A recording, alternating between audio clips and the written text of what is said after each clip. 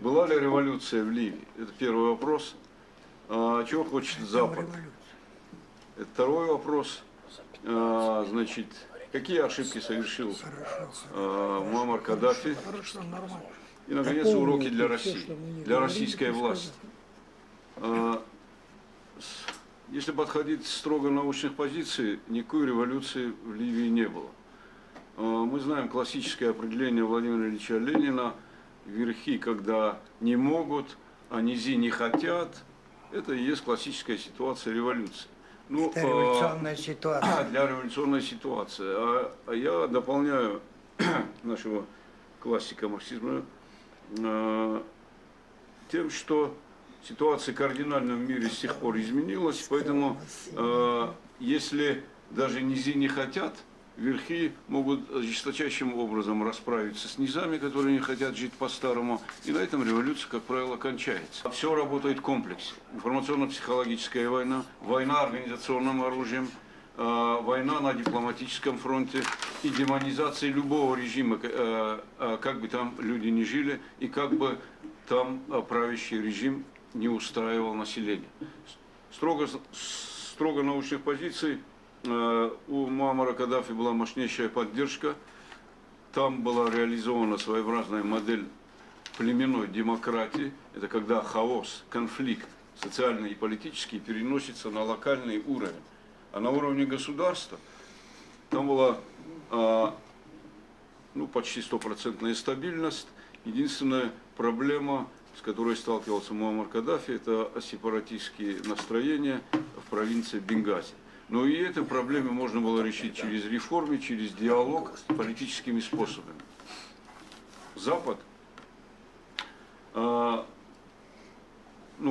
этих позиций там революции не было. Именно внешнее вмешательство и дрожжи революции. Это местные либералы, ливийские либералы, плюс радикальные мусульманские группировки сыграли свою роль. Они сыграли роль инструментов дестабилизации и хаоса в Ливии. Теперь чего хочет Запад? Говорят нефть, говорят газ.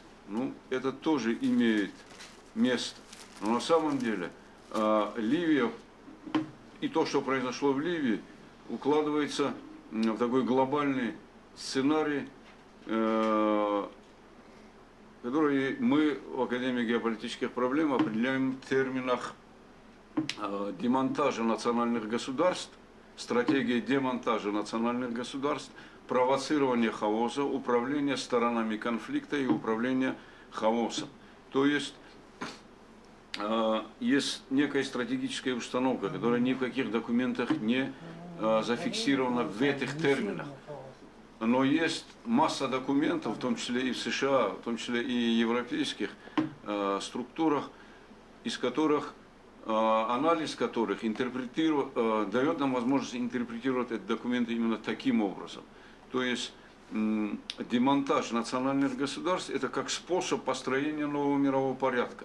Почему? Потому что национальные государства – это порождение индустриальной эпохи.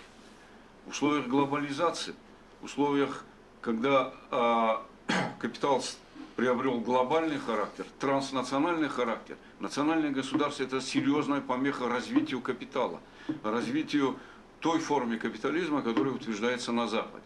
Эта форма капитализма укладывается в термины, когда деньги делаются из воздуха, когда деньги делают деньги. Речь идет о финансовом капитале, который многократно, десятки, сотни раз превосходит производственный капитал. Именно финансовая олигархия мира, мировая финансовая олигархия через свои дочерние структуры, через закрытые клубы продвигает такую повестку дня и такую стратегию. Я могу перечислить закрытые клубы, где, как правило, принимаются эти стратегические решения, а эти стратегические решения, как правило, продвигаются в жизнь, реализуются национальными государствами. Я имею в виду Франция, Англия и Америка прежде всего.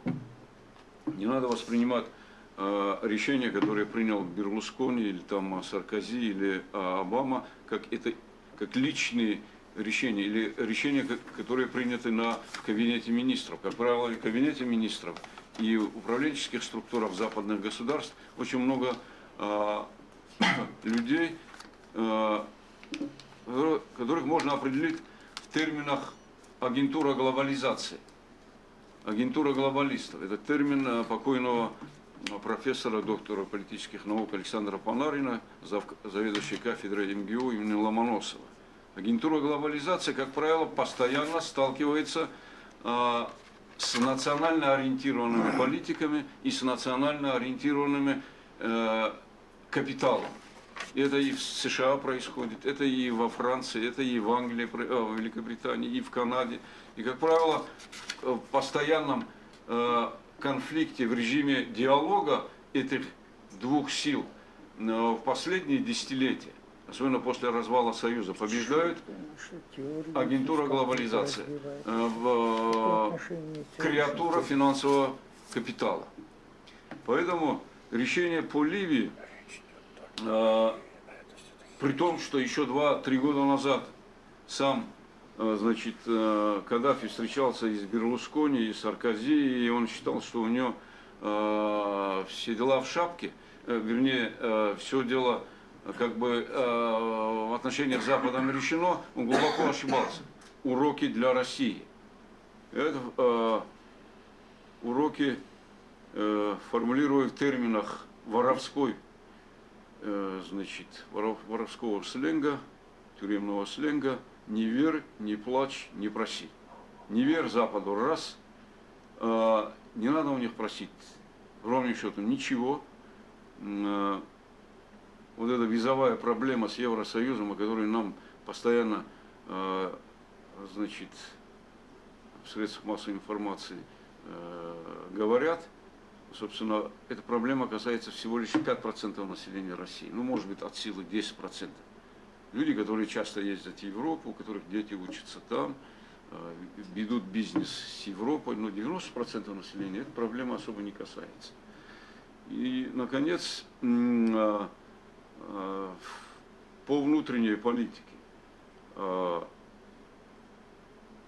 Будьте уверены, что вот этот хаос, который начался с североафриканских стран, он будет распространяться и на другие страны.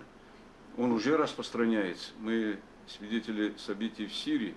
И не надо считать, что североафриканская или ливийская драма — это особенность Ливии или Египта. Мы то же самое наблюдали и в Югославии, мы то же самое наблюдали в Афганистане и то же самое наблюдали в Ливии. Отсюда надо извлечь один урок. Если государство, если политическая элита страны не критична к изменениям внутри в стране и к внешним вызовам, она обречена. Это первый урок. Пока в действиях, некоторых действиях правительства я этого не вижу. Я вижу, что Путин действительно среагировал на некоторые внутренние вызовы и на внешние вызовы тоже. Но пока на уровне аппарата, на уровне второго звена управленческой вертикали нормальные решения саботируются или трансформируются в свою противоположность. И третья проблема – проблема социальной справедливости. В патриотическом лагере часто говорят о актуальности задачи как национального освобождения, так и социального освобождения.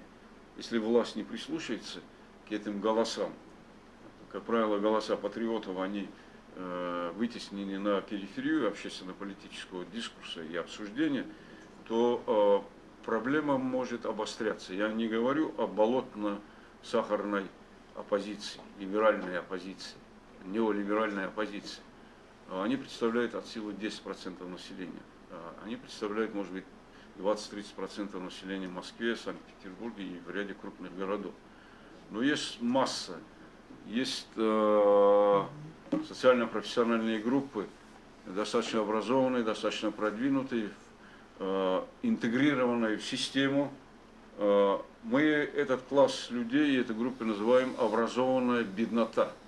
Учителя и врачи, офицеры и служащие, специалисты, они живут очень бедно. И поэтому проблема социальная в нашем государстве стоит на порядок острее, чем в Ливии. И если эти проблемы оседлает самая крикливая и громко выступающая оппозиция, мало не покажется в нашей многонациональной, поликонфессиональной стране.